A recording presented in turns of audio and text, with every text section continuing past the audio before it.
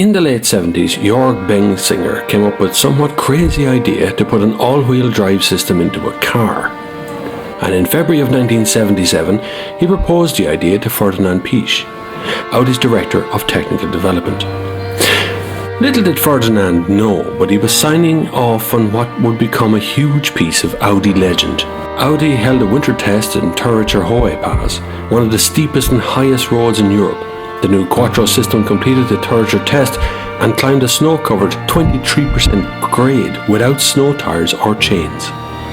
A modified Audi coupe sporting flared fenders hit European showrooms in 1980. It came with a 2.1-litre, 10-valve, turbocharged and intercooled i5 that produced 197 horsepower and 210 foot-pounds of torque.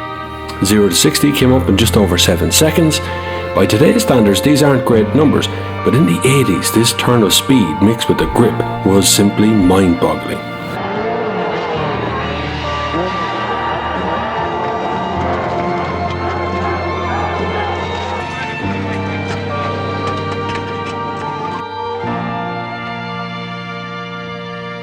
Audi entered the car into the World Rally Championship in 1981. All-wheel drive rally cars didn't exist. Not only did Audi come up and stamp all over the sport, but they did it with Michelle Mouton, turning her into an international sensation. She became the first woman to win a WRC event. But where are we today? Well, these days you can have a version of Quattro in almost any of the Audi range, but it's not all real Quattro. For instance, the Haldex system has been employed on the S3, which means it's a two-wheel drive until it loses grip, and then it becomes a four-wheel drive. Sort of. Real Quattro comes with a car about to drive, the RS6 Avant. The ability to cover 0 to 60 in about 3.9 seconds is rather like getting your kidneys kicked by an angry mule. So good morning and welcome to Weston Airport. As you can see, there is a taxiway behind me, it's completely empty, and there's a runway out there, it's completely empty. So I'm going to take an S3 and an RS6 when it comes back down that little strip of runway there.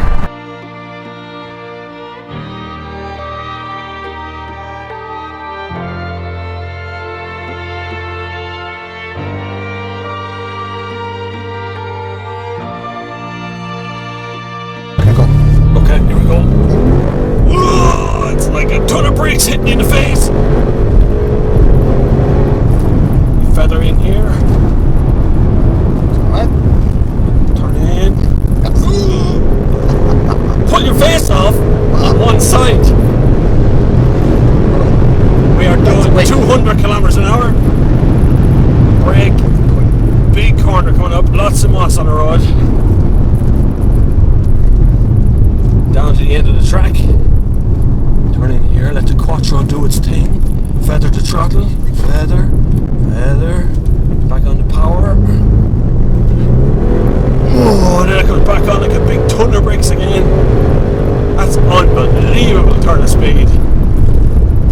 Back down off the power for the big corner here. We're going way faster than we should be.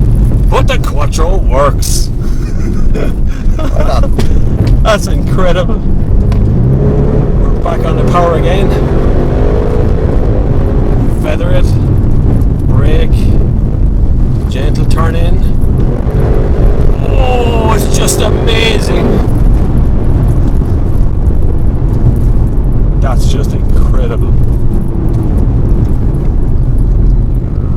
I'm still doing like 60 kilometers. It feels like I'm stopped.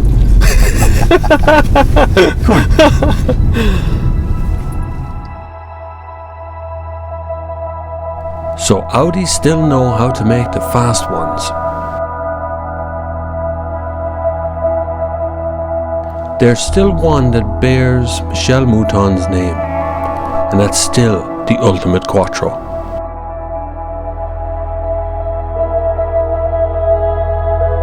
While we may not see it race as often, we will never forget the harebrained idea of a zany German.